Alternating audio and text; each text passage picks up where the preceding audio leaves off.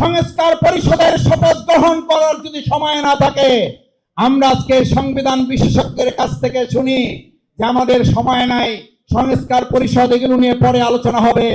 আমি একটা কথা আপনাদের পরিষ্কার জানিয়ে দিতে চাই, সেই সময় হয়তো আপনারা চিন্তা করবেন জাতি দেশ গণভোটের সেই রায় বাস্তবায়নে যদি তারা ধীর গতি দেখে সময় হয়তো পাবেন, কিন্তু আপনারা সেই শপথ গ্রহণেরও আর সুযোগ হয়তো পাবেন না। তাই আমি চাই দেশবাসীর সাথে সব মিলে আগামী 29 তারিখ জাতীয় সংসদ হবে। সংসদের সমস্ত কার্যপ্রণালীর প্রারম্ভে অগ্রাধিকারের ভিত্তিতে সংস্কার পরিষদের শপথ গ্রহণ করে জুলাইয়ের সনদের কার্যকারিতা বাস্তবায়নের মাধ্যমে বাংলাদেশ পরিচালনা না করলে আরেকটা 5 আগস্টের জন্য যদি প্রস্তুত থাকতে হয়, আমরা কি রাজি আছি?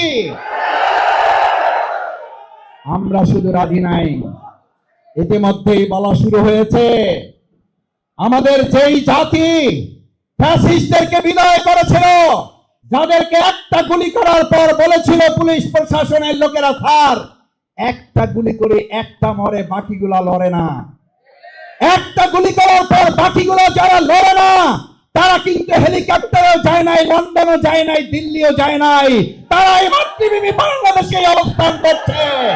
মনে রাখতে হবে, একটা গুলি করার পর আরেকটা লড়ে না, তারা আবার গুলি ধারণ করে বলবে বুকের ভিতর তুমুল ঝড়, যত পারো গুলি কর।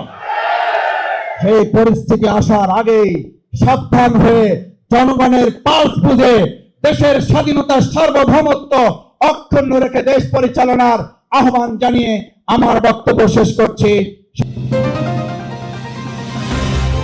চ্যানেল বি প্লাস, নতুন সূর্যোদয়, নতুন বাংলাদেশ।